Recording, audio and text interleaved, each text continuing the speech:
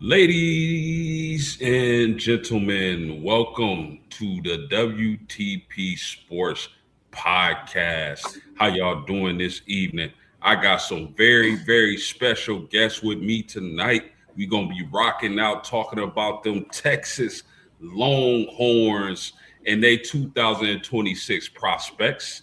And today I got Mr. Robert Brown, the Ohio legend. Mr. Robert Brown, how you doing this evening, homie? Man, I'm feeling fantastic, man. Ready to get to talking about my Longhorns. Anytime we talking Texas Longhorns, I'm always going to be geeked. That's for sure. That's for sure, man. I see you decked out. I like it, man.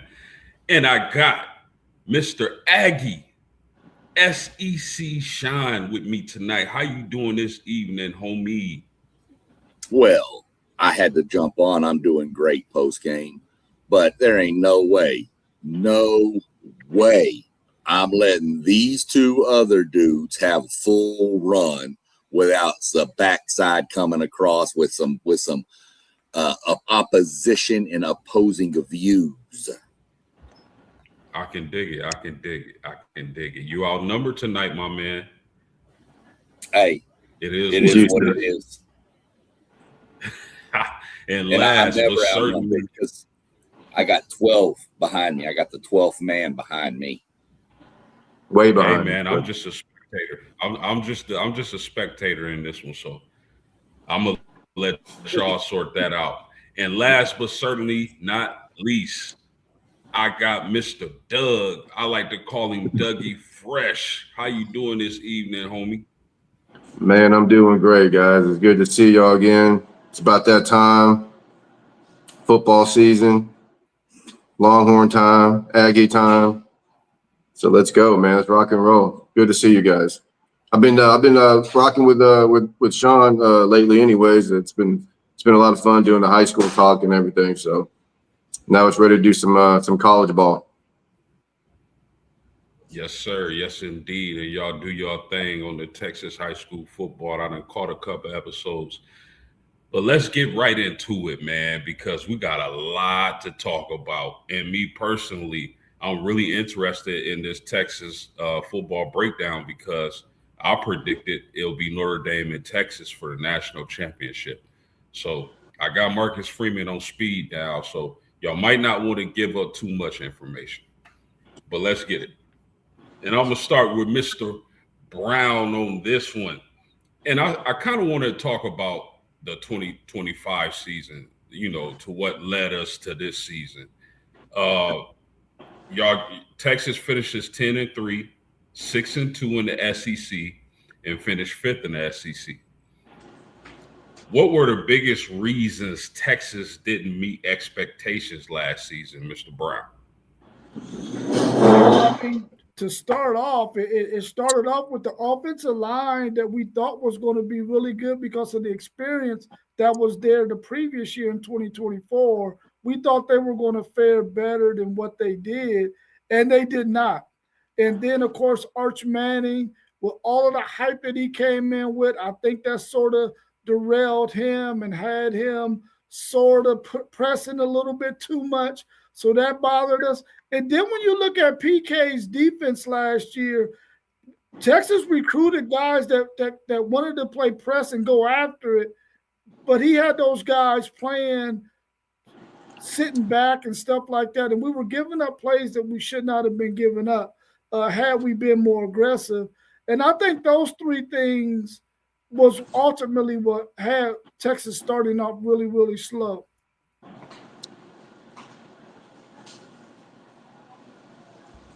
What you got on that, Doug? Yeah, I mean, I definitely agree exactly with what Rob said. I mean, the offensive line, we thought that was going to be a strength, actually, but it wasn't. It was terrible. And Arch, like you said, with all the hype coming in, the slow start, I mean, it was rough. It was really, really, really rough.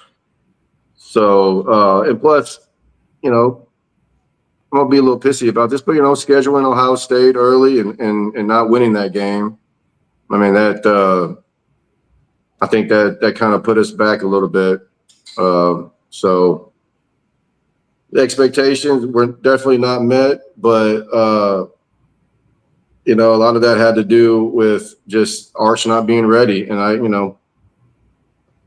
some of that has to do with Coach Sark, because he's the offensive coordinator and the head coach. So hopefully that won't happen again, that slow start, because they can't afford it. Not this year. So I'm stay with me on this one, Doug.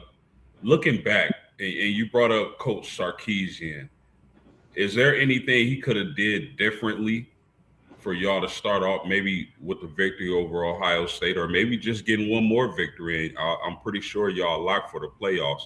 What is it that Sark could have did better? That's a good question, man.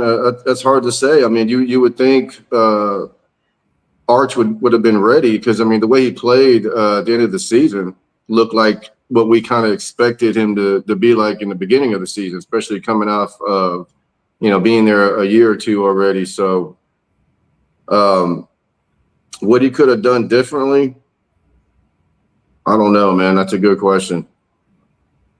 I mean, what do you think, Rob? I gotta give that one to you. I really don't think there was anything that Steve Sarkisian could have done differently, because we felt like we had a good enough team to come out last year. The running back room was kind of banged up. Arch didn't really have an opportunity to really gel with those wide receivers, because many of them weren't even in spring ball, and some of them didn't even start fall camp on time. So he was already behind the 8 ball. And then you couple that with the offensive line not playing to the potential we thought they would. I just really didn't feel like there was anything Steve Sarkisian could have done. He just had to weather that storm and keep plugging away at it. And after a while, we started to see them starting to put things together. The running game got a little bit better. They finally found continuity on the offensive line.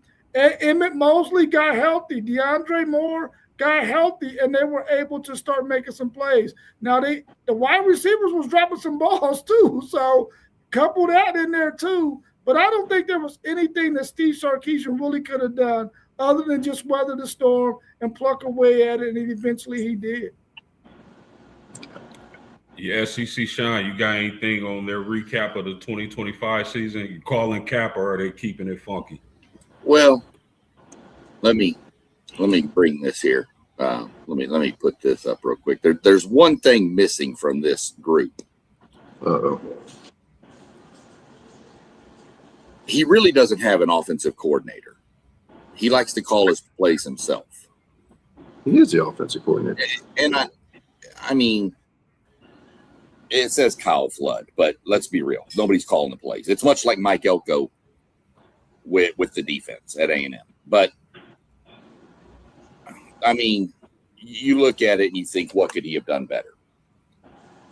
I think he needs to turn it over to somebody else. I think he needs to turn play calling duties over to somebody else. I think it takes too much away from a head coach. He's this offensive wizard, and the offense was lacking most of the beginning of the year for sure. So, to me, that's one thing Sarkisian could do. I hope he doesn't. I mean, they've beaten us 2 years in a row, so I guess it really doesn't matter what I think about him. But like Rob mentioned, too, with PK and his defense from last year, to touch on that real quick, there was too many times early in the season I didn't see Colin Simmons doing Colin Simmons things. I saw Colin Simmons doing line or safety things, and that's a disaster. That is the best probably pass rusher in the game right now, and that guy was dropping into coverage. That made no sense to me. So I compare it to Notre Dame, which is funny. You mentioned you had Notre Dame and Texas in the championship game post, because last year Notre Dame's defense at the beginning was not good. Got better. Last year, Texas wasn't really that great and got better. when they started using things and doing things right. So I still think Sarkisian needs to give up play calling duties for sure. And I'm interested to see where that defense goes with Muschamp in year one.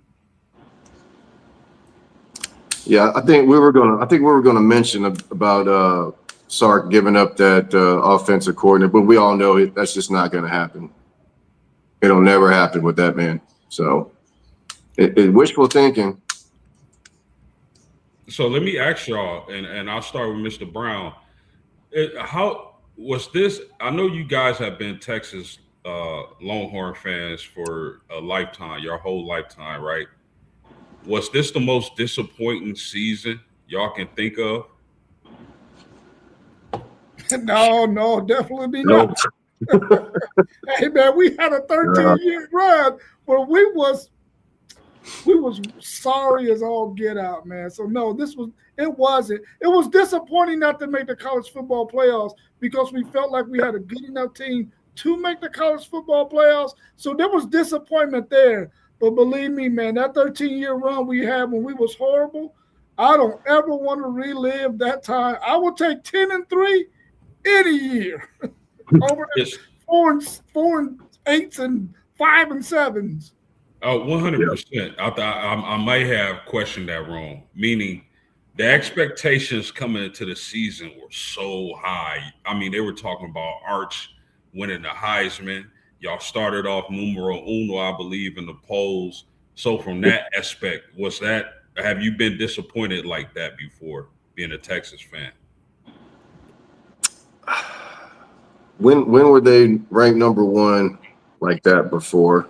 I mean, I thought they were number two 2005 preseason, but even having a number one ranking and a Heisman contender, yeah, I mean, it was definitely disappointing not to make the playoffs. There's no doubt about that. I think everybody on that team would tell you that.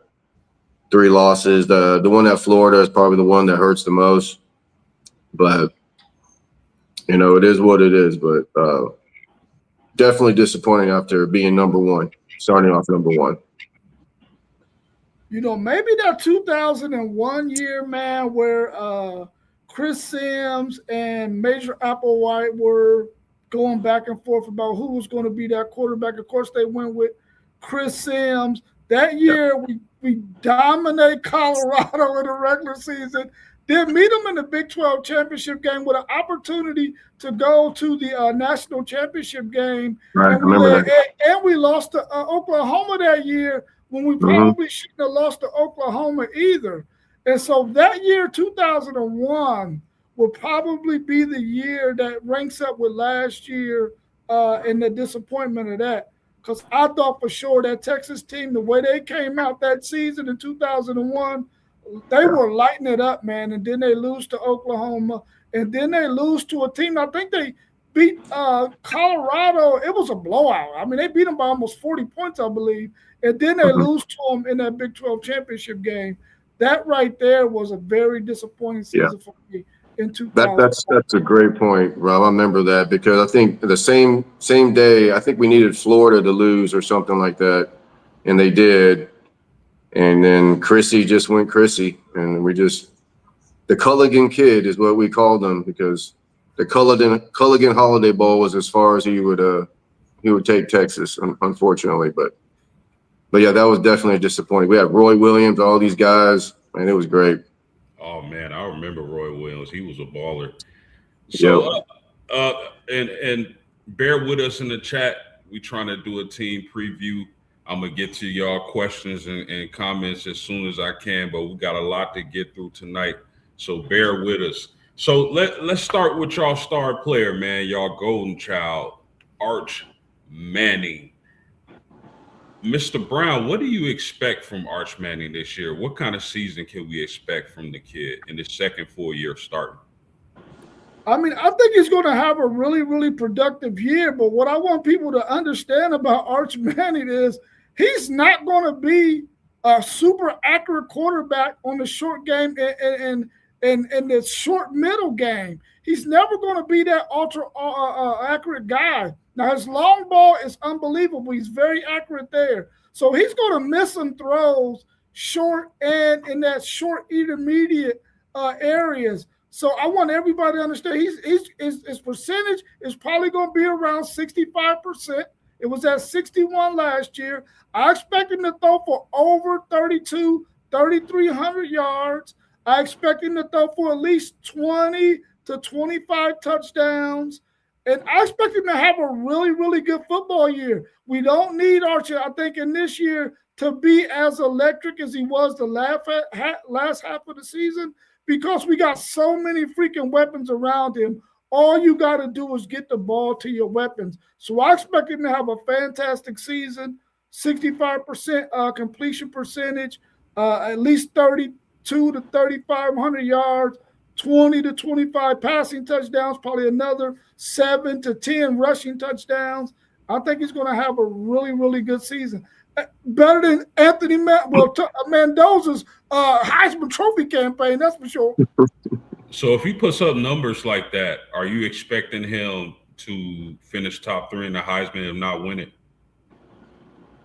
Because of his name, definitely he's going to be there, even though I think there's going to be some quarterbacks that are going to blow those stats away. Doug, same question, man, because I mean, the last game Arch Manning played was against Michigan, and I think that's the type of Arch Manning you guys were expecting to have for the full season.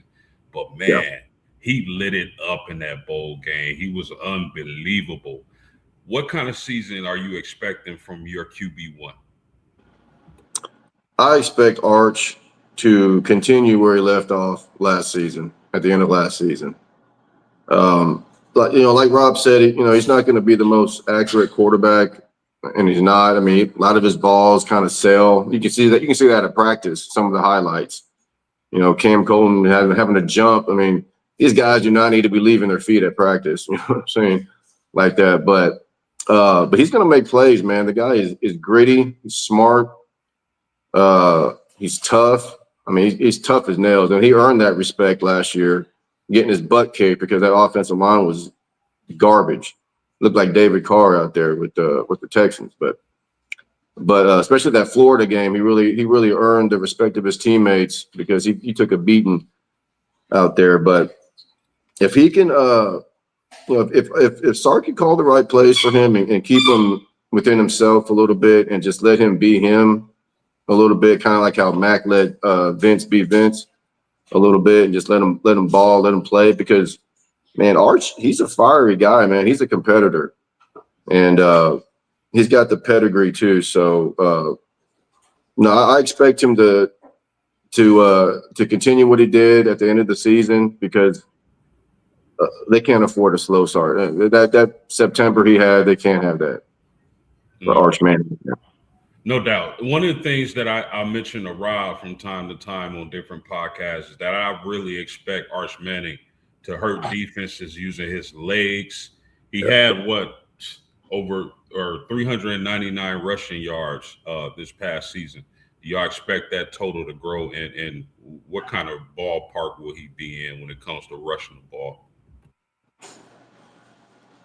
I don't think he's going to rush for that many yards this year because I don't think they're going to need him to, unless it's in scrambling situations. I don't think there's going to be as many design runs as they were last year. I think they've worked on correcting those things in the red zone so that if they do use him in the red zone, it's going to be sparingly and just to keep the defense on their heels. But I think they got some really good talent there. They got some really, really tall receivers that they can throw the ball up to.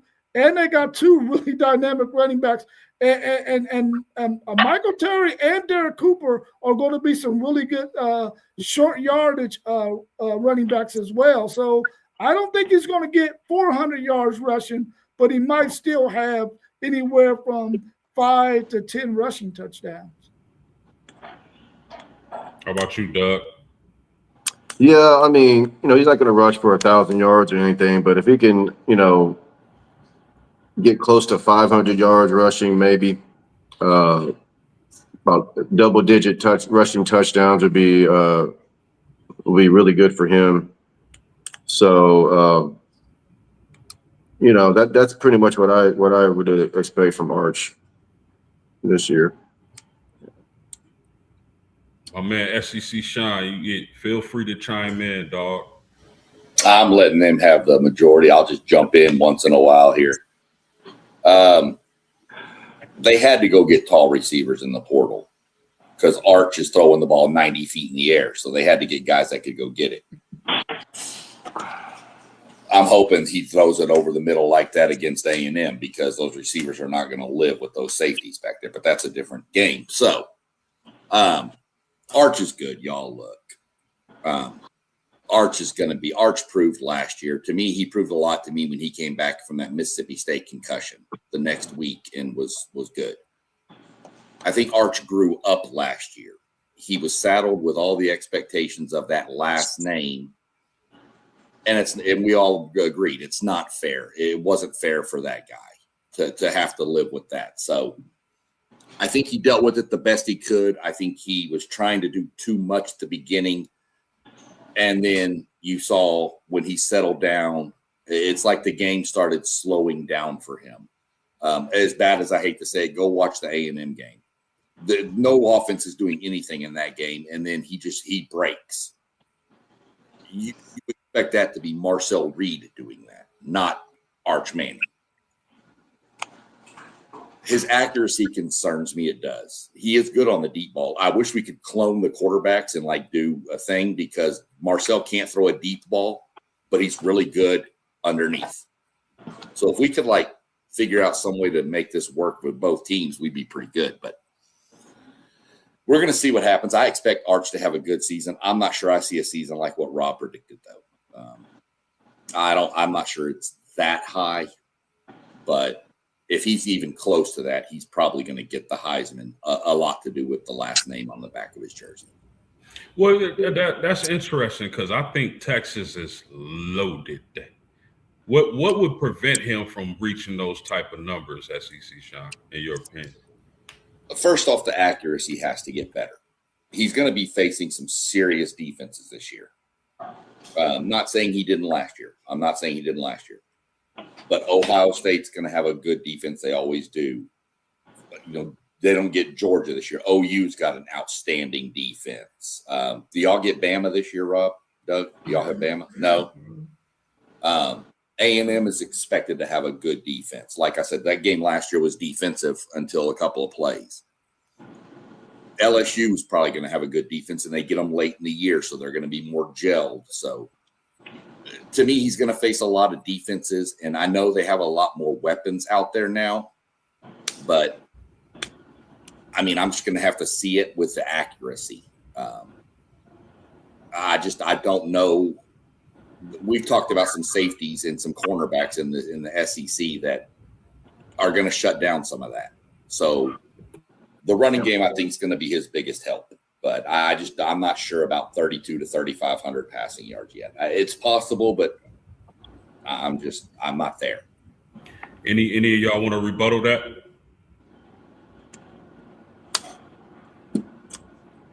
Interesting. Okay, so heaven forbid Arch has to sit out some time. Out of Lacey, Bell, and Morris, who gives the Longhorns the best chance to win? I'm going to start with Doug on this. Oh, I think it's no doubt it's Lacey. Lacey's been extremely impressive. And Sark always talks about him. I think he said he reminded him of what's his name? USC. His name escapes me. But he compared him to that guy when he was at USC or was it Alabama? I can't remember now. Yeah, but Lacey, I like to see him play, honestly, man. I hope he gets some time, maybe against Texas State. He's not going to see Ohio State unless something happens to Arch. But I like to see him play because I heard he's really, really good, accurate, smart. I mean, he, all that. So great character guy, all that. So I like to see him play. But Bell, I think he's a freshman. So it'd be nice for him to just sit and watch for a year, anyways. So Lacey, no doubt. Mr. Brown, what you got on that? Yeah, without a doubt, it's KJ Lacey. I think he gives Texas the best chance to win some games, especially the ones that are manageable. If Arch Manning was to go down, he's a guy who, even though he's smaller in stature, like we mentioned, Bryce Young, he is extremely accurate and he knows how to move in the pocket and still make plays. He's not a guy who's going to kill you or overwhelm you with his legs, but he's athletic enough to buy him some time and still be very accurate with the ball. So I know KJ Lacey will probably be the one. The interesting thing is going into, if Arch Manning decides to go pro at the end of the season, the battle between him and Diabell. The fact that he's got 2 years in there, but Diabell's upside because of his size, that's going to be one heck of a competition. I'm really shocked neither one of you went with Bell, because everything I'm hearing and reading out of Texas camp is Bell looks like the best quarterback on the roster, including Arch. Really? Crazy. Yeah. But that's thrown on air, bro. That's thrown on air. Yeah, but you're looking better than Arch throwing on air. So what's the difference? That's what I'm saying. It's the intangibles that he brings during the game, I think, and the fact that he's been in the system for a million years. So that, of course, that's what gives him the nod. Now, if they were in the system the same amount of time, then we will be probably talking more about Diabell. I think the fact that he's throwing on air right now, he looks good because he can really sling that thing. And I think we want Diabell to have a whole football season to get extremely healthy, because he hasn't been healthy in quite a while. Yeah, I agree. I was shocked because that's everything I'm hearing is Diabell. I'm kind of hoping we get to see Diabell November 27th. You will, because the score is going to be 45-10. That's not going to be a possibility. It's going to be garbage time, man. If Diabell's starting that game, y'all are in trouble. He's going to be fine. He's going to take this year to watch and learn, man, and grow. Yeah. He'll be great. That's fine. That's just what I hear coming out of camp. That's why I was shocked neither one. Yeah, I'm glad. That's awesome. I'm glad to hear that. Yeah, I really like Diabell coming out of high school, man. But let's move on, man, to this running back room, because y'all going to the portal, y'all pull out Relief Brown and Hollywood Smothers. How big of an upgrade is that from last season's running back room, Mr. Brown? I mean, on paper, it looks like an upgrade, but we got to remember that Trey Wisner was hurt and CJ Baxter was coming off of an ACL injury. Now, both of those dudes talking about 2024? Oh, man, those dudes was electric, man. I love them. And I would pick them over the Hollywood Smothers and Relief Brown all day. But that's not the case. So I think it's an upgrade because those guys just weren't able to do some of the things that Steve Sarkisian wanted to do as a tandem. These two guys we got now as a tandem, they can do everything that Steve Sarkisian wants to do offensively with those two guys, much like you seen when we had Trey Wisner and Jalen Blue. These guys are going to be even more like that because both of them are much faster than Trey Wisner. What you got, Doug, on your new running backs? Yeah, I mean, I think it's an upgrade only because these guys are healthy, 100% healthy. So I'm with Rob. The guys we had before, Wisner, Baxter, I mean, those guys are studs, man. They really were. And these guys are good too. And I'm hoping Sark will use them the right way. I mean, like a tandem, like you said, get them equal reps or something, whatever, find good packages for them or whatever, get some fresh legs in there. So is it an upgrade? Yes, because they're healthy, man. And so that's what I'm going with that. What do y'all expect? How do y'all expect Steve Sarkisian to use these running backs, Hollywood Brown or Hollywood Smothers and Relief Brown? How do y'all see them being used in the offense? Well, I don't know which one is more of a downhill runner. I know they're both pretty shifty and, probably screens and things like that. I would imagine. I don't know which one would even start. Would it be Brown or would it be Hollywood? You think? I think it'd be Brown, wouldn't it? I'm thinking this Hollywood Smothers is going to be the one that's going to be RB1A, and then of course Relique is going to be RB1B.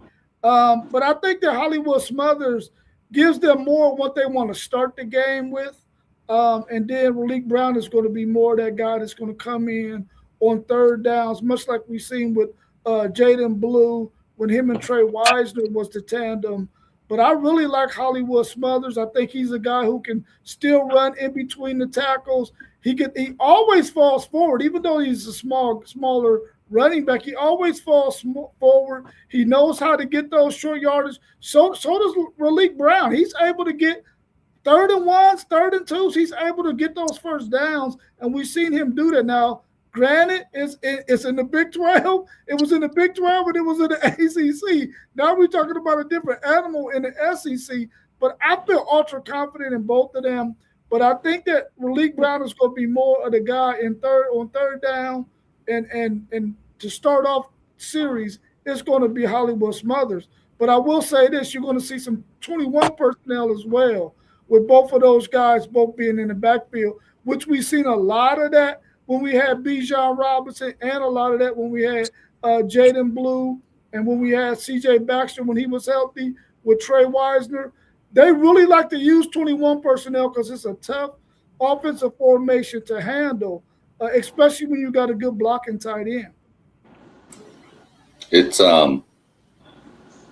real quick. My take on this is they're both really talented, and so are the backs you had before. But it's going to hinge on the same thing it hinged on last year. If the offensive line is not blocking anybody, those guys are going to get beat up. So that's what it's going to hinge on. They're both super talented, don't get me wrong. I think Smothers is going to be your starter based on the projected 2D, but without an offensive line, it's really not going to matter. Yeah, I like both of these running backs. I think Hollywood Smothers flirted with Notre Dame a little bit. There was some rumors about him going to the Golden Dome. But, man, I'm telling y'all, and y'all podcast with me all year, all summer long, man, I really like Relique Brown. That dude is so dynamic to me, and I think he can be dominant. I mean, you can't go wrong with both, man, but really like those running backs that Texas was able to pull out the portal. So, fellas, let's talk about these wide receivers, because depending on the site, Cam Coleman is credited for 4 to 12 drops last year, while Ryan Wingo was credited for 7. Will this be an issue for y'all Texas Longhorns in 2026, Doug? Unfortunately, it will be an issue, I think. Now, I don't know what site you're looking at, maybe an Alabama site or something. But probably not, though. But I didn't know Coleman had that many drops, to be honest with you, man. I was too busy with Wingo's drops last year and stuff, because that guy would drop a ball and then make a spectacular catch. But no, there's definitely going to be some issues with drop balls, because like Sean liked to point out about Arch, is he's not the most accurate quarterback. A lot of the balls are going to be high, and they're going to hit him in the hands, or at least, if it hits you in the hands, it's a drop, right? So, but and sometimes he likes to throw it at the low too. So I mean, I think it's going to be a problem, but I don't think it's going to be a problem. I think they're gonna make enough plays to combat that. So, but drop balls are tough, man. I mean, that's gonna be tough for Arch, but it is what it is. You know what? I don't think it's going to be an issue, because anytime you go into a season where you had a year of a lot of drop balls, or you were inconsistent catching the ball, you come in ultra focused. Your quarterback is going to get you on. Your coaches are going to get you the extra work you need so that you can get your focus there. And I think both of those guys are going to be ultra focused. They're going to look the ball in, and they're going to be looking to make some plays because we all know that this is their contract year. This is the year you want to show the NFL that you've improved on your drop balls. I think those guys are going to be ultra focused. I think they're going to have a heck of a season catching the football. They may have a drop here or there, but I guarantee you it won't be 4-12 and it won't be 7. I tell you who don't drop balls is Michael Bishop, or is it Jermaine Bishop? I'm sorry, Jermaine Bishop. Yeah. Look, it's artistically said it right. I'm going to give Cam Coleman a little bit of a pass. Right. There was some he should have definitely caught. But look, Jackson Arnold was not the greatest passer of the football in the history of college football. Okay. Arch Manning is an upgrade. So hopefully it gets better. Plus, it's the University of Texas, y'all. They have millions of dollars. I guarantee you one of those boosters went to the local Walmart and grabbed some super glue for Cam Coleman and Ryan Wingo. So expect some of that sticky stuff on their hands. Good old sticker, huh? Wow. So I got a question for y'all on the wide receiver room. Do y'all believe that Texas isn't mentioned enough when you talk about the best wide receiver groups in America? Mr. Brown? You know, it's okay with me. I do believe that they are not mentioned enough. I do. But I'm okay with that because as Texas fans, we know how dynamic that room is. It's going to be one of the better wide receiver rooms in the country because Emmett Mosley is a baller and he's healthy. Cam Coleman, we know, is a baller and he's healthy. Ryan Wingo, if he can have the year that he needs to have, they got him projected as a late first round, early second round pick as well. We know Cam Coleman is probably going to go in the first round. I really think that they're not being mentioned enough, but I'm okay with that because if they're not being talked about, that means they're going to get to sneak up on somebody. Where would you rank your wide receiver room in the country, Rob? I would say somewhere between maybe 4 and 10. They can fall anywhere between 4 and 10, in my opinion. How about you, Doug? You think people aren't talking about y'all room enough as one of the best in the country? Well, I don't think they're talking enough about the wide receiver group. I mean, they definitely talk about Cam Coleman plenty, for sure, but maybe not so much as a group. But like it doesn't bother me either. So I mean, because they're really good, man. I mean, they got I don't know where Michael Terry fits into this, if he's more of a running back or a wide receiver, but I like to see him get in the mix too because he's an incredible talent as well. So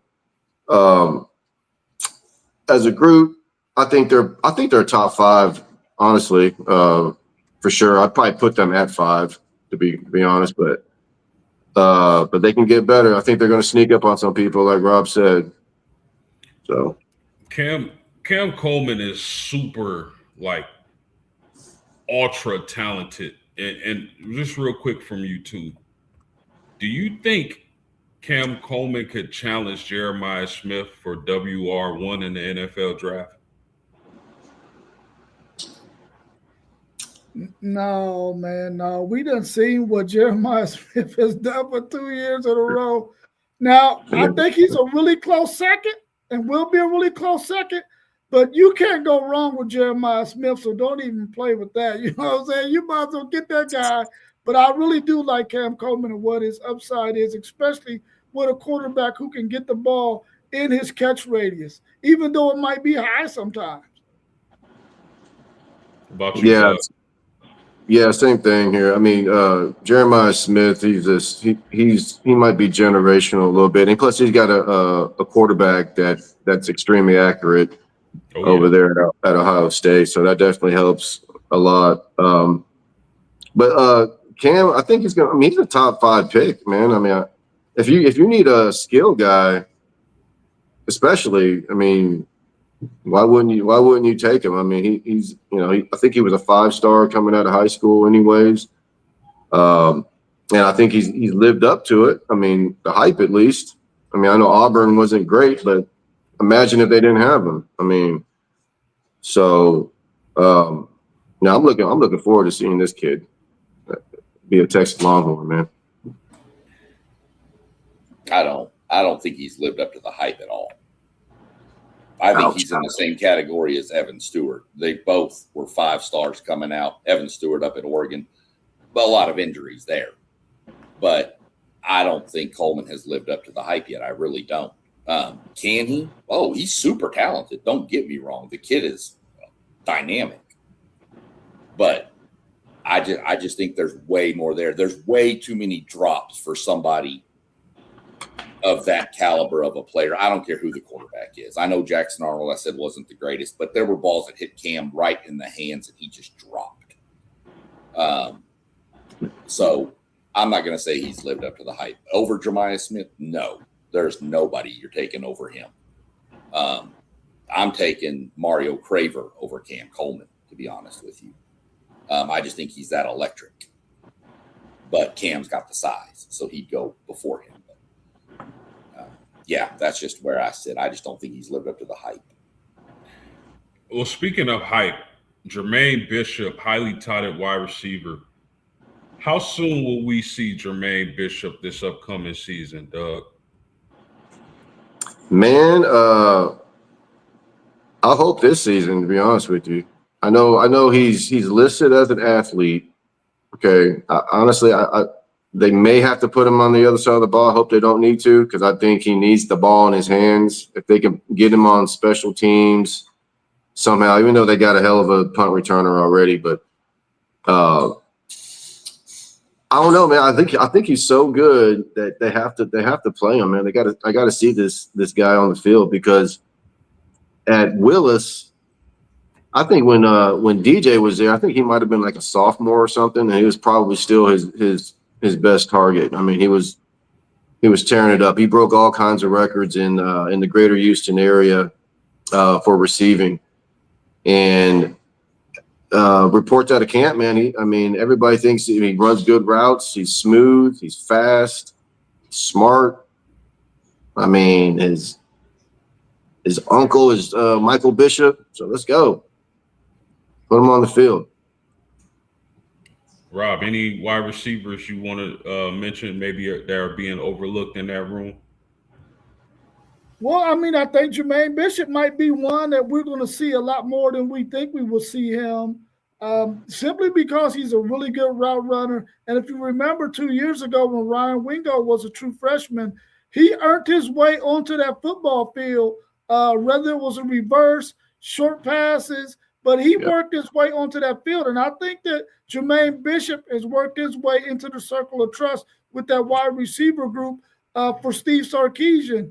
And I think that he may even be ahead of the likes of Dylan McCutcheon and Khalil Lockett. Khalil Lockett has been dealing with some injuries. I think even Dylan McCutcheon may have had a tweak here or there. So Jermaine Bishop is definitely going to get him some burn this football season. He's way too dynamic a player that he's not going to get on the field. And Steve Sarkisian, and the masterful play caller that he is, he's going to make sure that he has something out there for Jermaine Bishop, especially because the young man has earned it, man. He's earned it. Jermaine Bishop will score his first touchdown in week 1. Ooh. Damn. He's going to get on the field versus Texas State. That's a given. But remember, guys, there's been 5-star kids come out of Willis High School before that didn't do anything. So be careful. Who's that? DJ. DJ's doing stuff. What are you talking about? He's not done yet. He's about to tear it up. Man, he's going to another team. DJ's transferring all over the place. Doug, this guy over here, the hate is real. This freaking guy, man. No, DJ's going to be fine, dude.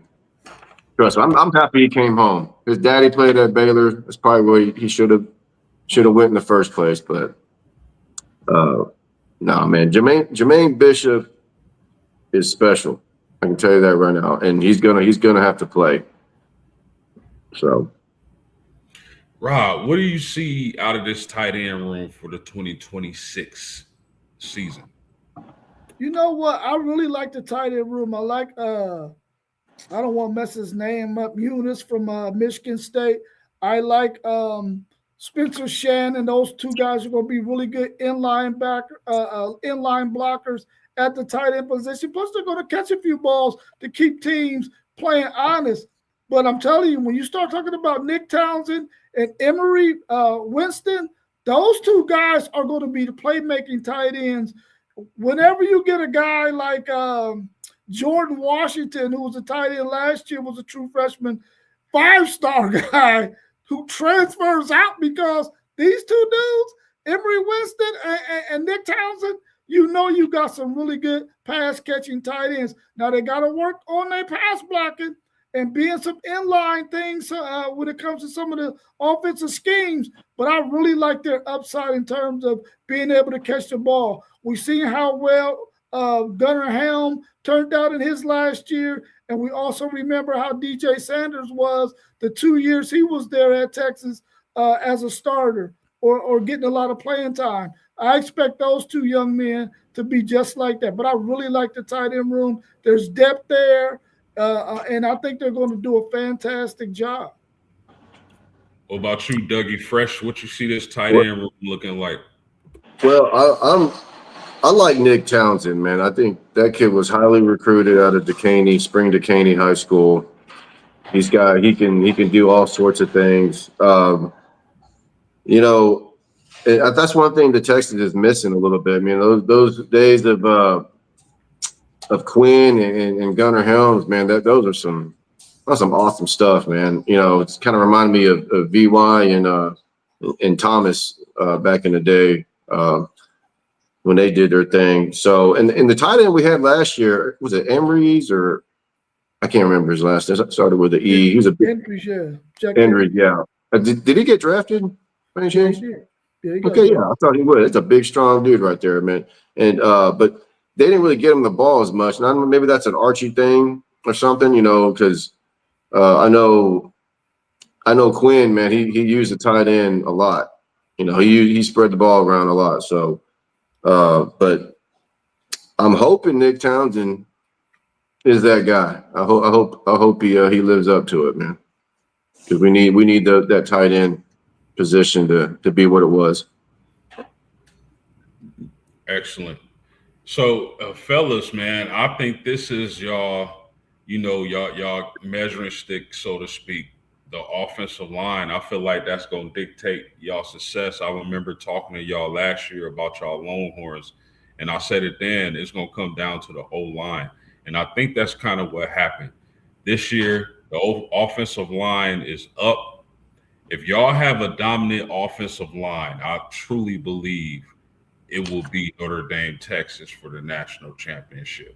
So, but this is y'all show. I'm just asking the question. So, Mr. Brown, has Texas put together an offensive line who can compete for an SEC championship and ultimately a national championship? And my second part of my question is, do you like Texas's depth? I'm going to go with the second part of your question first. I definitely like their depth. I mean, one thing that they learned from the previous year was let you know you got some pretty smart coaches is they understood that they dropped the ball on not getting some guys in the portal last year. They did not do that this year. They went out and got some really good guys in the portal. I think that the offensive line is going to be really, really good. We got some depth. We got some guys who have been in the system for a year or two, some even 3 and 4, that's going to be ready to take that next step and be able to contribute when needed. I mean, we all heard that Cole Hudson is back on the team. I don't know if he's ever going to get to play, though. In my opinion, I would not want him to play. I like for the guys that are there now to go ahead and do their thing that's been in fall camp all season.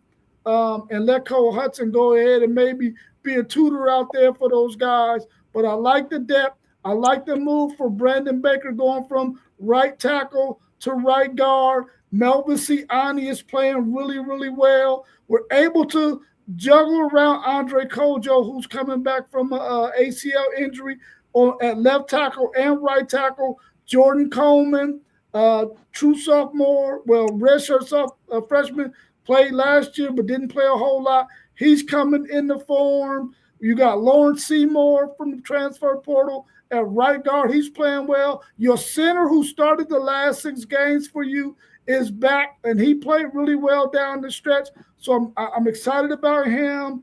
We got some guys and some depth. Dylan Sikorsky at right guard. We got pieces that are going to be able to play. And the thing I love about Kyle Flood and the offensive staff is they make sure that they got guys who are playing at multiple positions so that those guys can just come in there and play wherever they might need them, and they don't necessarily have to, our left tackle went out, we got to bring in our second string left tackle. No, they got another guy that they can rotate over there and bring in the next best offensive lineman to play in that place where it's going to be a void at. So how do you see y'all stacking up in the SEC? Do you think this is a dominant offensive line, or is it just a good enough offensive line? Now, if you remember, and we talked about it a lot, everybody in the country is talking about how weak that freaking offensive line was. You can imagine if you're an offensive lineman on that Texas roster, what you're going to be doing this year. You're going to make sure that those people are not saying that same stuff. I'm very confident in them. I think they're ready to play in the SEC. We seen them do it down the stretch last season. I think they're going to be even better with the guys that they got out there now, because a lot of those guys are really, really Mauler type, especially the 2 guys we brought in the portal. Those guys are Mauler type guys, man. And that's what Texas needed. They know they needed to be more physical because people been in that year for a whole year. You need to get more physical. You're in the SEC. I think they get it. I think they're going to be fine. Doug, how you see this offensive line shaking out? Can y'all compete for a national championship with this whole line and the SEC? Absolutely, man. I think that the Longhorns, they learned from last year. Look, we got so much depth at offensive line. There's zero excuse for offensive line failures, man. Zero. And like Rob said, these guys are maulers, man. They're physical. And it kind of reminds me of when, Mac Brown's the last couple of years, how terrible and soft that offensive line was. And then they brought in Charlie Strong, and Charlie had such a difficult time with that team because he had to make over that entire team. And that offensive line, he brought in some guys that were just maulers, dude. If anything, Charlie Strong fixed that offensive line, dude. He brought in some dudes that were just mean and nasty. And that's what Texas needs on the offensive line, especially in the SEC. We cannot get beat up front like we did. We can't get dominated by Georgia. And we're not going to see Georgia this year, probably not till the SEC championship. But those days need to be over with, man. Okay, and we got so many guys coming in. We got young guys that we recruited. I think I can't remember his name. I'm sorry, but that kid out of North Crowley they got last year, big, tall, athletic kid. I mean, they got players now. So I'm excited about this offensive line. It's gonna help Archie out a lot, and hopefully the tight ends can pick up their and be good blockers for that run game as well. So. No, I'm good. I'm happy with that. What you think about that? Let me tell Zay something. Listen, bro, we rushed for 160 yards on your Buckeyes last year. We're going to do the same thing this year because your defensive line is not going to be as good as the one last year. We about to beat y'all up again. No doubt about that. So real quick, fellas, before we get into the defense, just a yes or no. Will the Texas Longhorns have a top 5 offense this upcoming season? Top 5? Really good offense. Top 5, no.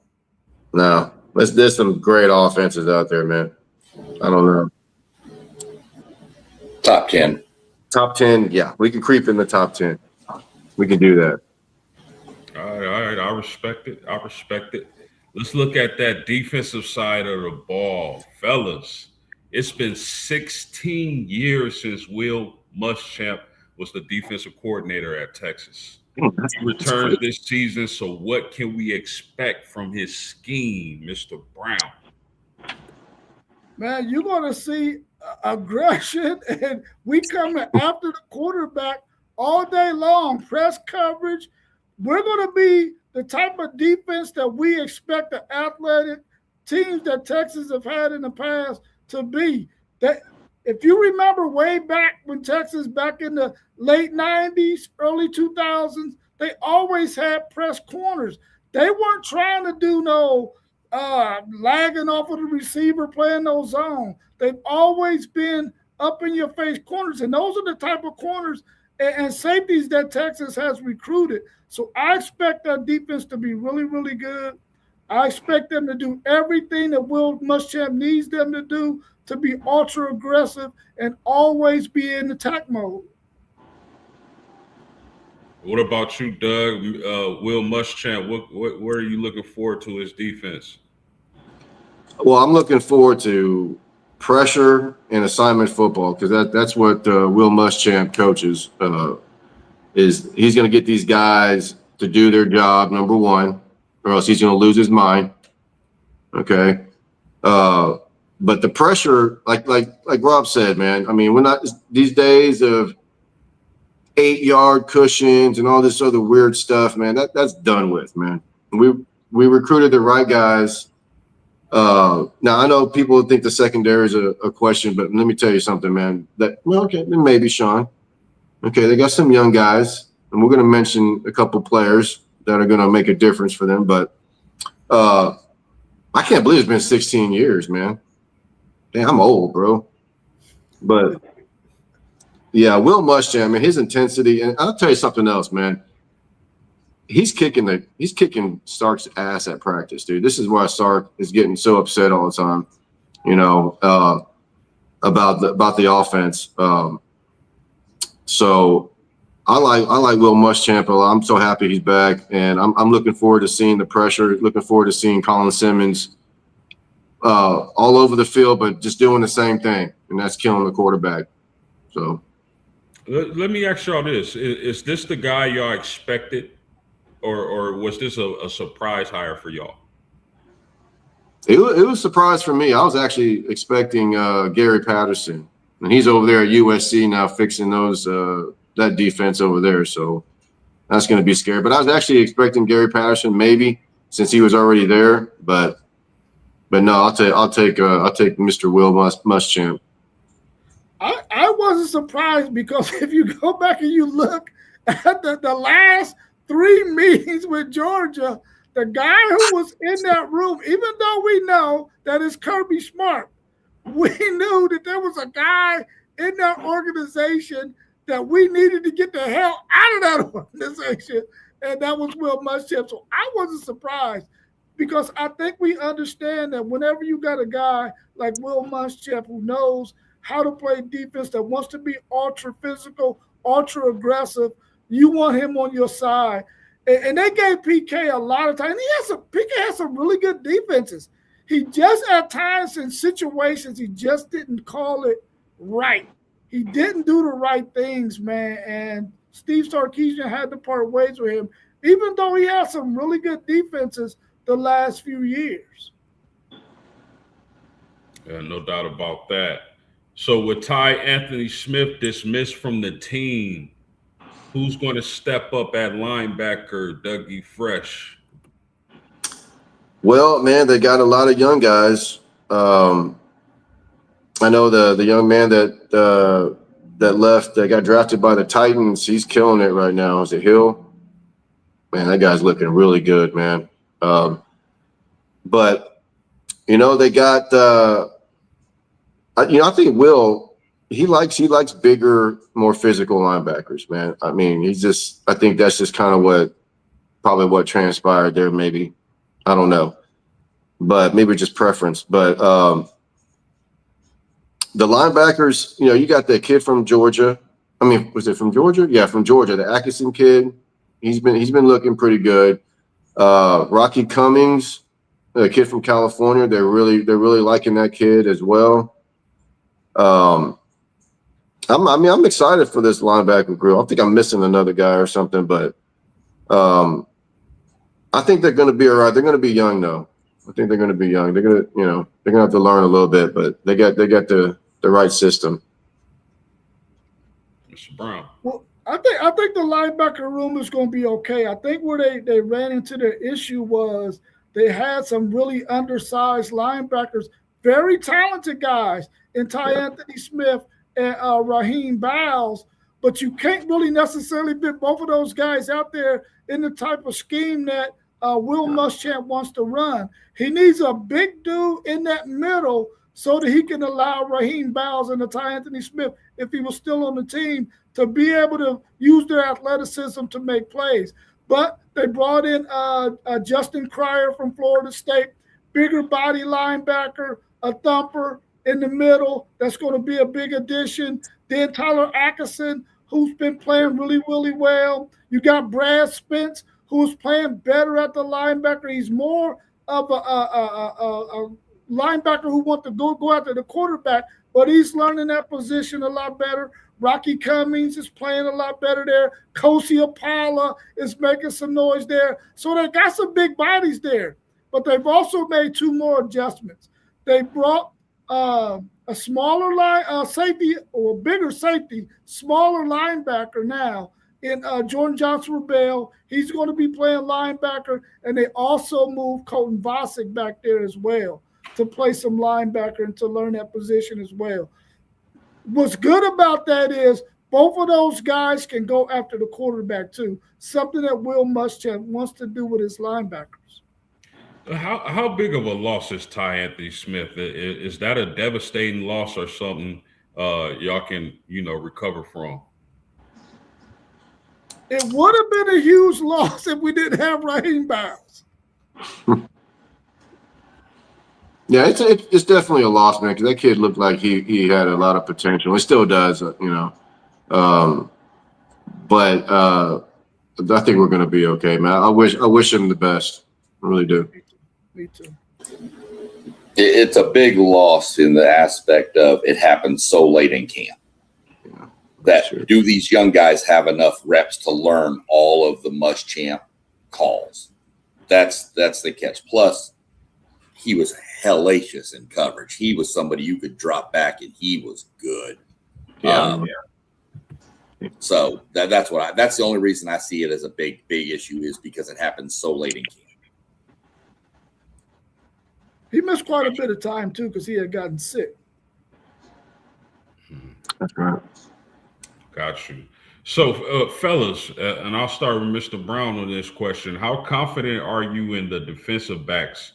And are they going to be able to hold up in man coverage this season? The second part is this secondary the weakness of the team? I'm ultra confident in them because I'm telling you now, whenever you got a guy like Grayson Littleton, who we saw what he did last year as a true freshman, he's going to primarily play in that slot position, that star position, which we know he did a bang-up job last year. Cade Phillips on the outside, and Bo Masco. I think those guys are going to be fine in those positions, covering the slot, covering the wide receivers on the outside. Jelani McDonald going to be solid. Where my concern comes in at is who's going to be that safety next to Jelani McDonald. Is it going to be a guy who can cover? Because that's what they need in this instance. It's probably going to be Derek Williams to start with, but I really think they got some really capable guys back there. When you start looking at Kobe Black, who moved from corner, who's a really good, decent coverage corner, now going to safety where he can see it coming at him and make plays because he's a guy who wants to be a ball-hawking defensive back. And then you look at Jonah Williams and what he's able to do. Xavier Filsaime played a lot last year, got a lot of burn. He's ready to take the next step. The thing is, we just don't know if all of those guys are going to be that coverage safety that we need. But I'm okay with who's at the corners, who's at the star, and Jelani McDonald. My concern is that second piece at safety. How about you, Doug? Yeah, I mean, thank God for Littleton in the slot. He's going to do what he does. He's fantastic. The corners, I mean, I don't know, man. I'm a little concerned about the corners, to be honest with you. But I know this is going to sound crazy, but they do have John Meredith the third there now. And he's supposed to be a senior this year.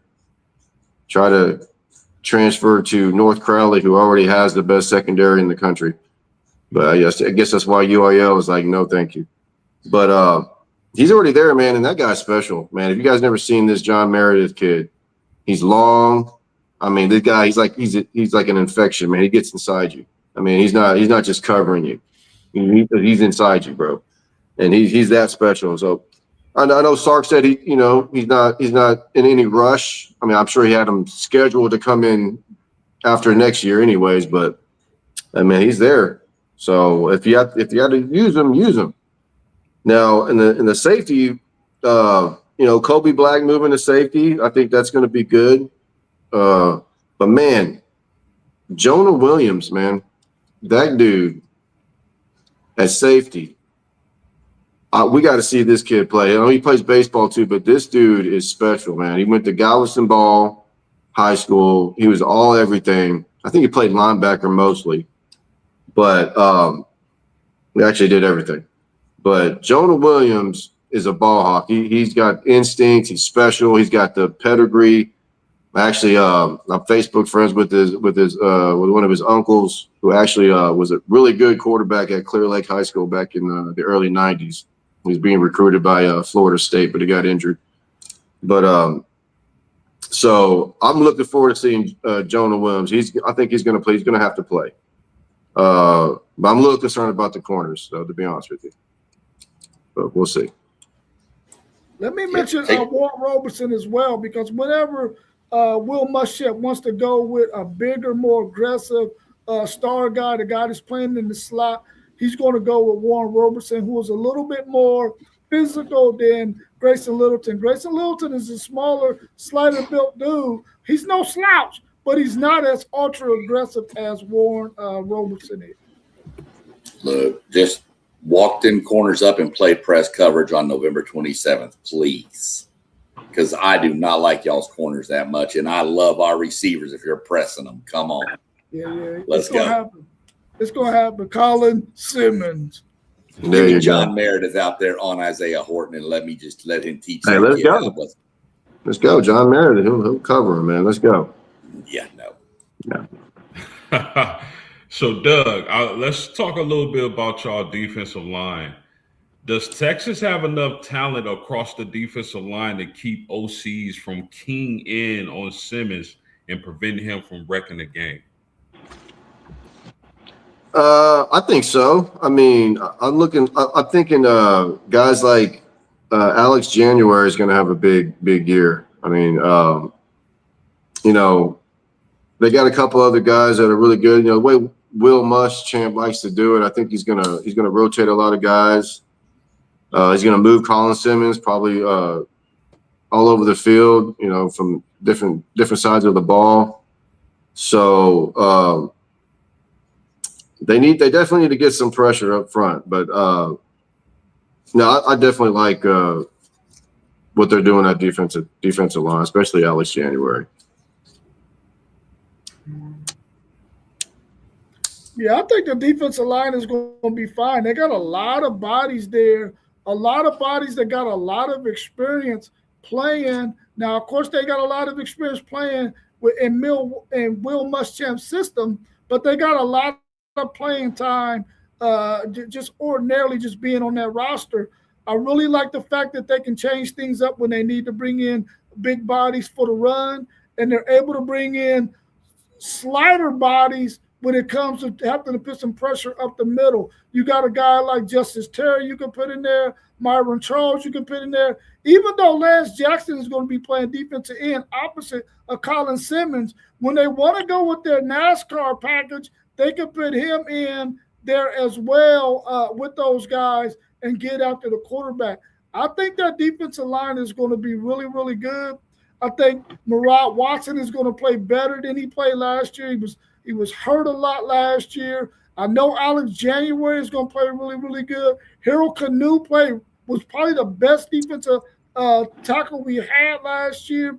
I think they got more than enough bodies to be able to free up Colin Simmons. And we know scheme-wise, Will Muschamp is going to make sure that he does that for Colin Simmons. He wants Colin Simmons to be the most dangerous defensive player in the country, and he's going to make sure he schemes it up that way. After Colin Simmons, who's the most talented defensive lineman on this team? I would say Lance Jackson. It's close. I mean, Zena's really good as well. Zena, he's really good. He's a defensive end that's going to be going back and forth at both of those positions at the edge. I think, for me, it's Lance Jackson. I think he has the biggest upside out of everybody else outside of Colin Simmons. Yeah, I like Lance Jackson too. He's got a nice first step. So I'll definitely go with Lance. So, fellas, before we get to the schedule, I gotta ask y'all, man, how many sacks for Colin Simmons this season? How many did he have last year? Like 12. 12? Something like that. Will Muschamp. It's got to be at least 15. Ooh. Got to be at least 15. Ooh. I'm going with 15 as well. I mean, if you think about it, last year he finished with 12, and he really didn't get many sacks in the first 3 or 4 games. I mean, he was covering like half the time. Yeah. He was covering a slot receiver or something half the time. So he should get 15. Too much attention is going to be focused on chipping him, like was focused on Cassius Howell last year. He'll get right around 11 to 12 again. I just think he's going to have too much. I think he's going to be chipped. That's what happened to Cassius Howell when he got into SEC play. People started throwing a tight end or a running back out there to chip him. I don't see 15. Give me 12 on him. You don't think Texas will be able to move him around the line and disguise him? No? Okay. They might be able to, but I just think OCs are going to know, and running backs are going to know, and the quarterback's going to be told, if he moves to the middle, put your running back to check. I just think it's going to be a game plan to stop him. At least put an extra body, make him fight through something. Okay. Let's man, that's really good insight on that defensive side of the ball, man. I'm looking forward to seeing that Texas defense, man, and that secondary. But let's look at y'all schedule, man. I mean, y'all start at Texas, or y'all home for Texas State. Tell me what's going to happen in that game. It's going to be a blowout. It don't matter. So it's going to be a blowout. It should, yeah. It definitely should be a blowout. A lot of guys are going to be playing this game. Hopefully, they'll be able to. We'll see a lot of guys playing this game because they're not going to see them the week after that. So I'm looking forward to it. It's going to be a 2:30 kickoff, man. It's going to be a scorcher. I got a buddy going there. His nephew is the deep snapper for Texas State. Can't remember his name, but nice. I expect a good game. Texas to probably win by, I don't know, 30 or 40, something like that.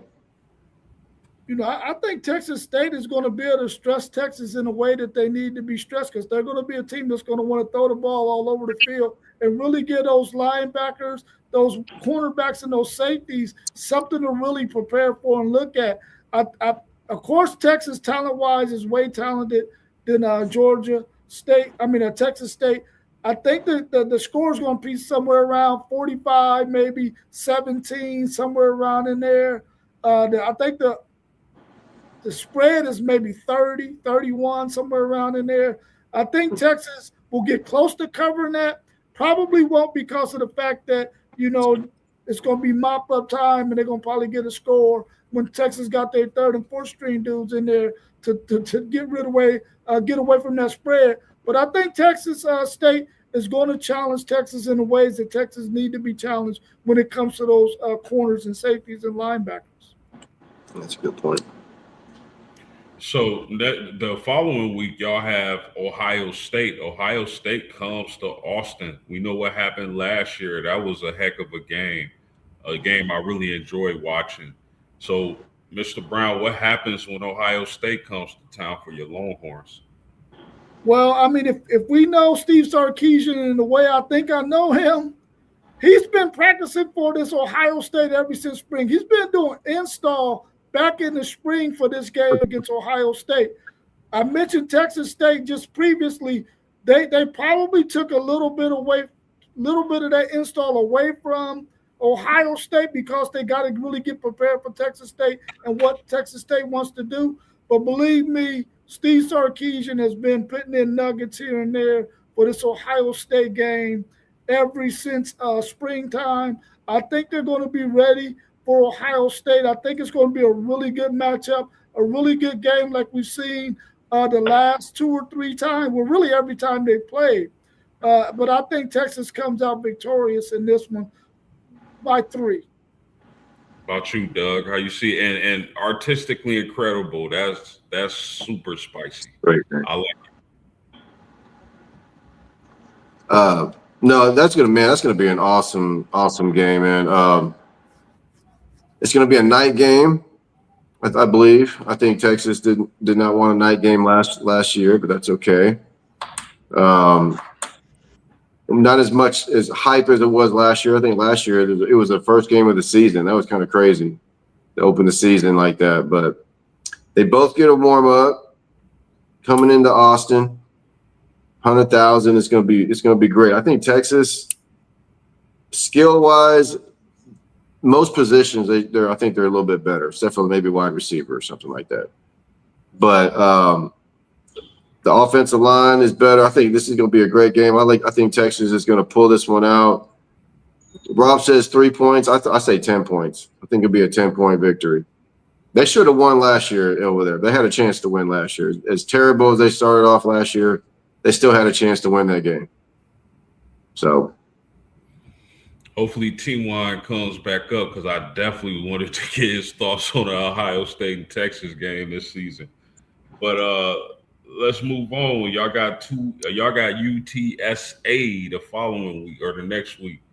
How do y'all see that game going?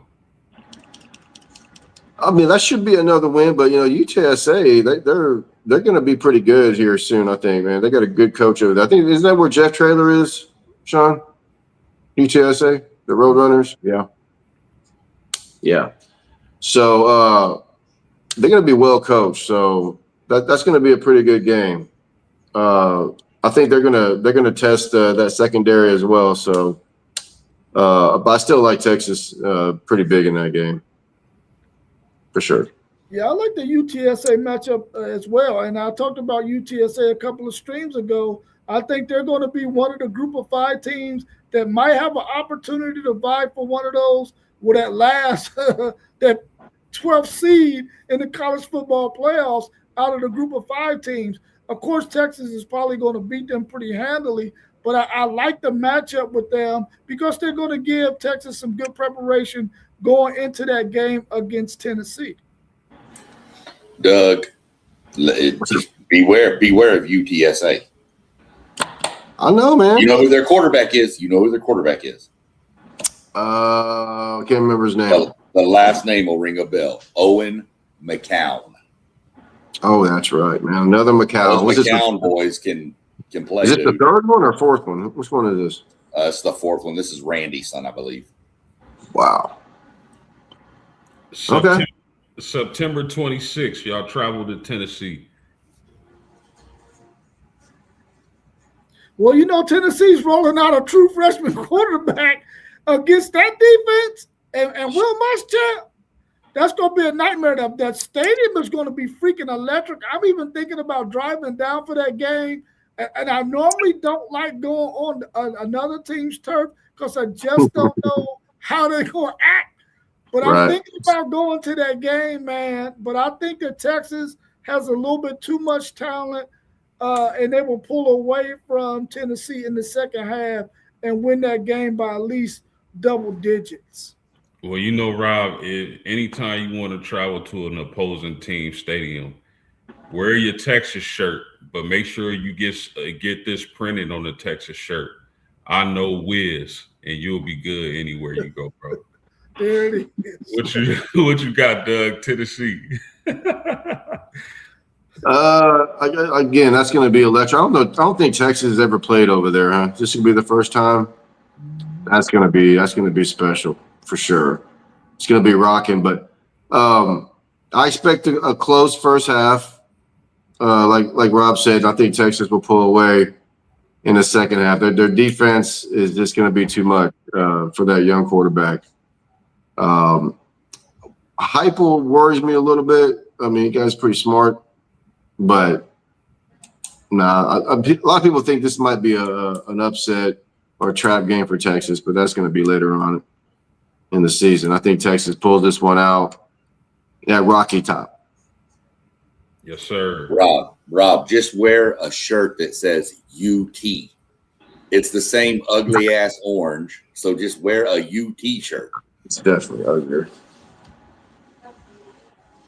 Bro, you can, as long as you got I know Wiz on your shirt, man, you can have a Longhorn, you can have Hook'em and all that, bro. Yeah, but in Tennessee, they're not gonna be able to read that, and it's gonna think it says "I got a Wiz," and they're gonna be pointing him to the bathroom. That's funny. October 10th, fellas, Red River. Y'all go to Oklahoma. How y'all see that game playing out?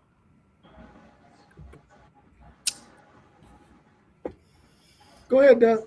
Well, I mean, but it's in Dallas, but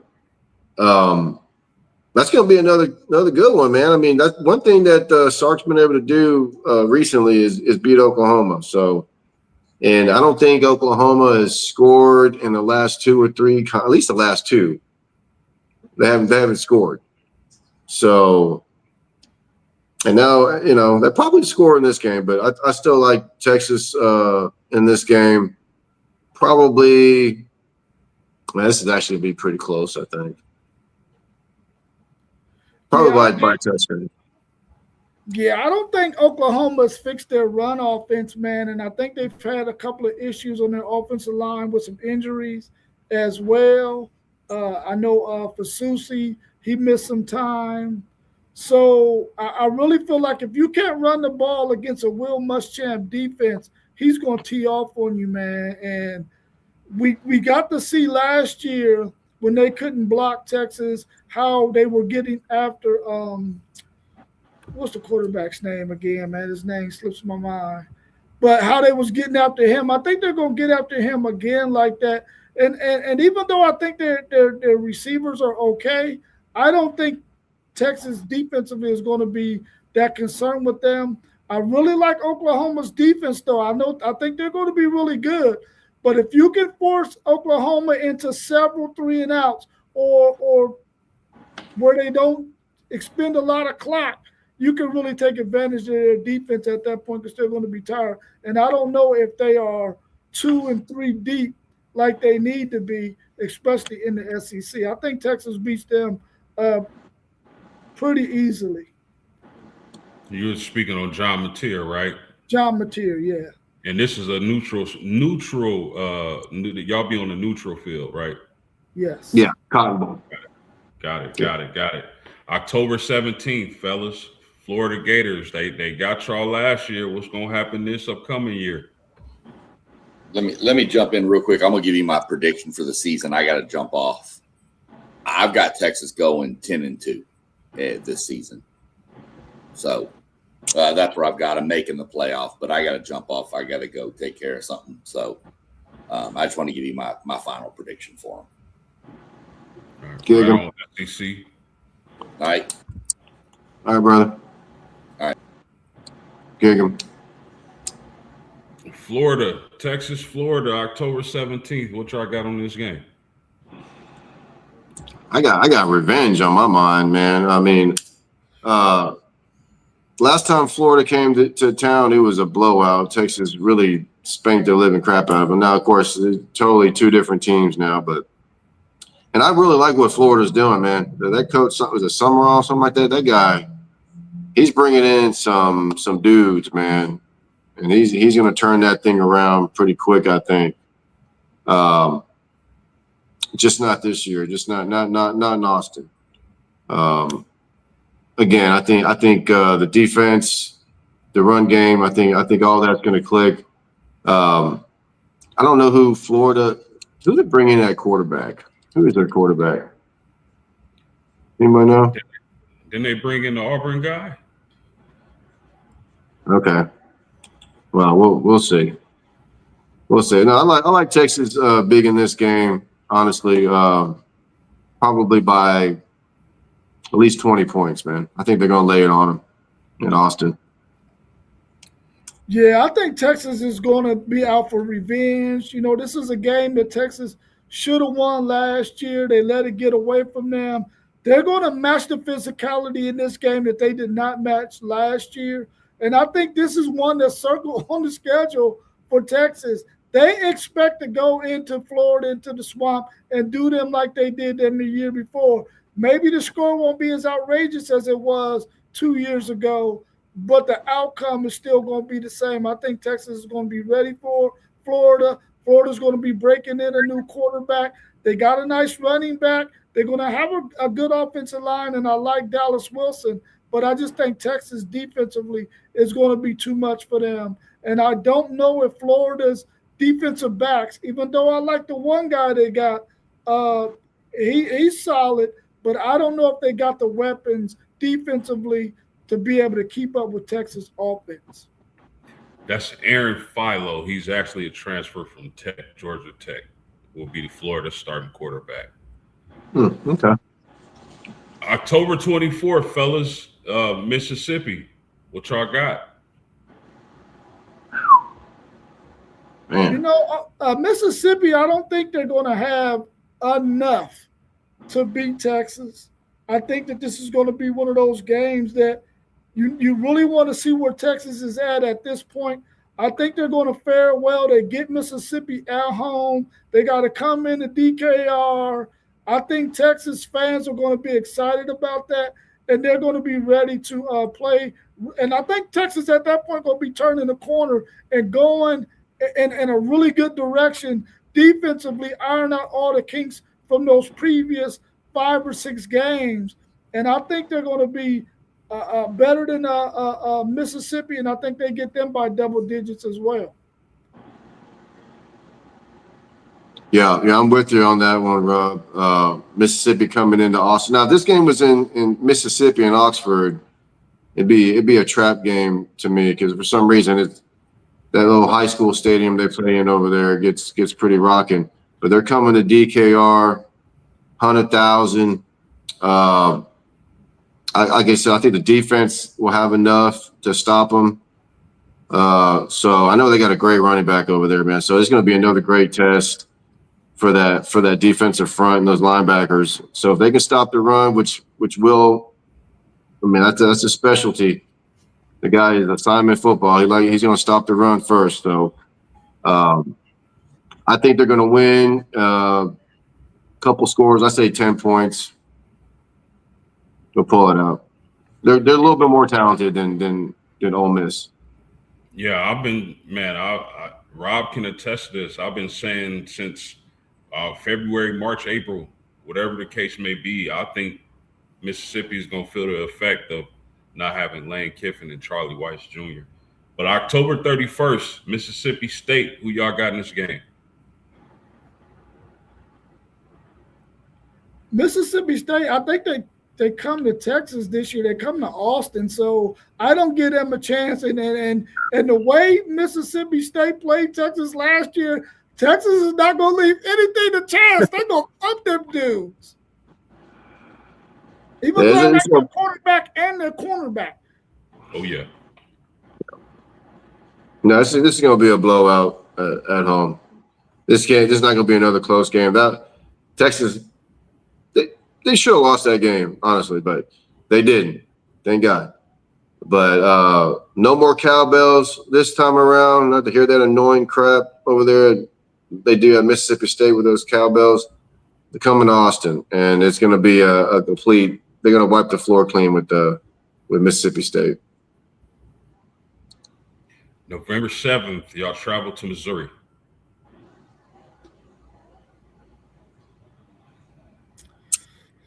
What do you think, Rob? I think that's going to be – I mean, a lot of people think that's going to be a trap game because I think they go to LSU after that. Before that – okay, yeah. So, but you know what? I don't know why, but Missouri just doesn't do it for me, man. They just never do it. Matter of fact, I'm still struggling with them being in the SEC. Every time I think of Missouri, I think Big 12 all the time. I forget they're in the SEC sometimes. But yeah. But you know, playing over there is different, though. I mean, they're rocking over there a little bit, but I don't see it as a trap game. I know they got LSU. Really, depending on how good LSU is doing, maybe they might be a trap game, but I think they take care of business, man. It might be close, but I think they take care of business. I think in the first half, Missouri will give Texas a good contest. You know, the thing about Steve Sarkisian, and if you go and watch some of his games, he eventually figures you out and comes out in the second half and understands what they need to do. It's just, can those guys execute it or not? Because he puts them in position to make plays. Sometimes Texas make plays and they go on to dominate the second half. Sometimes they don't quite make the plays because the other team has, stepped their game up as well. But I think in the second half, Texas pulls away from Missouri and beats them by probably 3 scores. The very next week, November 14th, Texas LSU. I really do feel like, man, that the turmoil behind LSU and Lane Kiffin is probably going to come back to bite them, man. And I feel like these players are having to deal with some stuff because of their coach that they should not be having to deal with. And I think that's been Lane Kiffin's thing wherever he's gone. You have your players having to deal with things that they shouldn't have to deal with. They should just be focused on football. And I think this offseason, and the fact that LSU did not vote yesterday on the daggone ruling, and it came back 15-0, but they were a team that didn't decide to vote. Like, come on, man, that makes no sense. But that sounds like a typical Lane Kiffin thing. It's like, I think LSU is going to be better than what they have been in the past, but I really don't feel like LSU is ready to turn the corner. I think it's going to be a really good contest because it's in Death Valley, but ultimately I think Texas is rolling at that point, and they beat LSU by at least 10 points. I think it's going to really depend on how LSU looks going into that game, man, to be honest with you, because with all the Lane Kiffin distractions and all that stuff, I mean, who knows, honestly. But if they're really good, if LSU is really good by that time and they're a top 10 team, this is going to be a banger for sure at Death Valley. I don't know what time this game is going to be.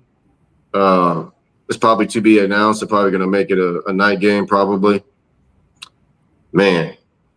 That might be. I think Texas has been there before, haven't they, Rob? Have they played Death Valley? No. We were supposed to go there that COVID year, but COVID hit. That's right. Okay. Well, that's going to be interesting. But no, I mean, I think LSU's probably another year away, anyways, man. I think Texas. This is their year. They're all set up this year. So, but at Death Valley, it's going to be tough, man. But I like Texas by at least a score. Got you. Yes, sir. Time in the chat. We talked about the Red River rivalry. November 21st, Arkansas comes to Austin. What y'all got happening in that game?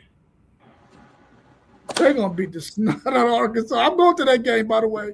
They're going to beat the snot out of Arkansas. Are you staying for Thanksgiving down in Texas? Or you coming back up? No. I'm probably going to come back Tuesday. Yeah. Got you. But I'm leaving that Friday. Got you. Yeah. Yeah, this game won't be close, man. Even though Arkansas, they hate Texas more than they like themselves. The whole state does, but they don't have enough, man. They don't have enough. Got you. November 27th or 26th? Is it to be determined? But y'all it's on that Friday. It's going to be on that Friday. Got you. Y'all go to A&M, final game of the regular season. What y'all got going on in this game, fellas? A&M don't scare nobody, man. Come on, we win in A&M all the time, dude. We won over there with freaking Colt McCoy's little brother, dude. Are you kidding me? And Jackson, and what's his name? And Jordan and Jackson, freaking, what's his name, dude? That wide receiver. Jordan Shipley's little brother, Jackson Shipley. Yeah, Jackson Shipley. Yeah. Those guys should have actually been in Conference USA, honestly, man. But anyways, we beat them over there. We always win in A&M. It don't even matter. So history is behind us. I'm going with the straight history on this. I don't care how good A&M is. They can be undefeated, just like Texas is going to be undefeated going into that game, which has always been my dream, by the way, for Texas and A&M to both be undefeated going into that game. That'd be so freaking awesome. But either way, Texas wins, man. Yeah, I think it's going to be a really good game in the first half, but I think Texas eventually speaks it out. I know he talked about the fact that he got those wide receivers, and he thinks that they're going to have a field day against Texas corners. I don't think so, man. I mean, we contained Mario Craver last year. I think he's the best wide receiver they have. I'm really not concerned about Texas A&M at all. I know the stadium is going to be electric. The 12th man is going to be jumping, but it's Texas freaking A&M. We already know who Big Brother is. Big Brother lets his little brother hang around for a while until it's time to decide who gonna win, and then that's when Texas just says, "Get over here, little brother," puts them in a handlock and go ahead and defeats them. And that's how it's gonna be this time, man. And I don't think that Texas A&M has enough for how talented Texas is offensively and defensively. I just don't think that they're going to be able to beat Texas. Cool. My bad, y'all. My leg locked up and sitting down for too long. Got to stretch it out, man. Got to lean up against that wall, man. Yeah, but okay, so we ran through the schedule. Final thoughts on how Texas is going to fare this year. How does their season end? Man, well, me and Rob just had them going undefeated regular season. So what I think may happen, and I hate to say this, if they see Georgia in the SEC championship, because for some reason we just can't beat those freaking dogs, man. If we don't see Georgia in the SEC championship, Texas is going undefeated.